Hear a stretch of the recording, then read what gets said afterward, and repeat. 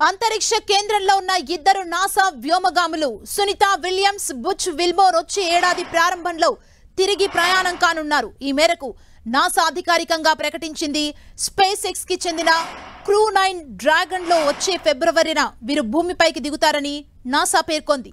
Boeing కి చెందిన star liner లో గత జూన్ 5న భారత సంతతి ఆస్ట్రోనాట్ అయిన సునీత విలియమ్స్, మరో వ్యోమగామి బుచ్ విల్మోర్ ISS కి చేరుకున్నారు. వీరిని తీసుకువెళ్లిన స్టార్ లైనర్ ప్రొపల్షన్ తో సమస్య తలెత్తడంతో ఈ నిర్ణయం తీసుకున్నట్లు నాసా తెలిపింది. స్టార్ లైనర్ లో వీరిని తీసుకురావడం చాలా ప్రమాదకరమని పేర్కొంది.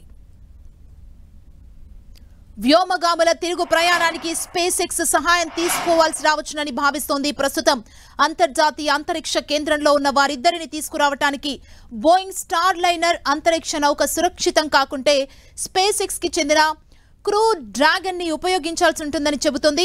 నాసా ప్రకటనతో ఇటు సర్వత్రా ఆందోళన నెలకొంది. వాస్తవానికి జూన్ 14న ఆమె తిరిగి రావాల్సిండగా సాంకేతిక సమస్యల కారణంగా ప్రయాణం వాయిదా పడింది. ఆ తర్వాత జూన్ 26వ తేదీకి మారింది. ఆ తర్వాత సాంకేతిక సమస్యల కారణంగా మరోసారి వారి జర్నీ వాయిదా పడింది. విమానాల తయారీ దిగ్గజం బోయింగ్ సంస్థ తొలిసారి అభివృద్ధి చేసిన స్టార్ లైనర్ స్పేస్ క్రాఫ్ట్ ని ప్రయోగాత్మకంగా పరీక్షించేందుకు సునీత విలియమ్స్ తో పాటు అమెరికాకు చెందిన మరో వ్యోమగామి విల్మోర్ జూన్ 5వ తేదీన అంతర్జాతీయ అంతరిక్ష కేంద్రానికి చేరుకున్నారు. అయితే నింగిలోకి దూసుకెళ్తున్న క్రమంలో అందులో సాంకేతిక సమస్య తలెత్తింది.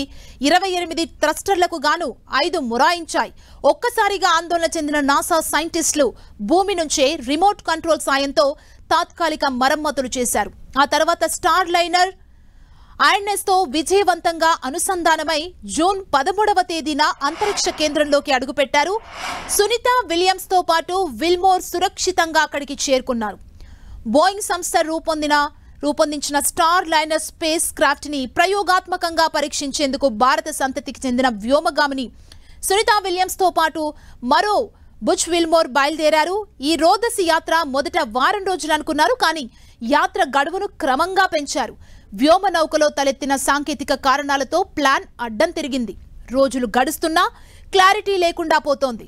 వ్యోమగాములు అంతరిక్ష కేంద్రంలోనే ఉన్నారు. 28 థ్రస్టర్లకు గాను 5 వర్క్ చేయట్లేదు. తిరిగి భూమి మీదకు రావాలంటే తప్పకుండా 28 థ్రస్టర్లు పనిచేయాలని సైంటిస్టులు చెబుతున్నారు.